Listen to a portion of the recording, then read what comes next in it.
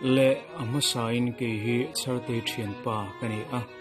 voina kupa mama lungphun program man pui tura min som hi kalom le maya pathian ropui nan le kupa mama tan Vanhmun Ropui mga iram khi ti la kha karon la nange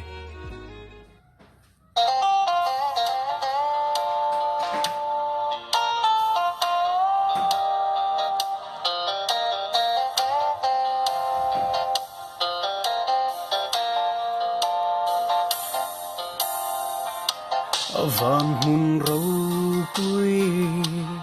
mangai ram khi mi thiang lim te in ani ne na cheng ve turin khovel thil te chu pai la khovel ni aral hunin nakina ha in nuama mi thiang lim te len ram ma van ina kan seng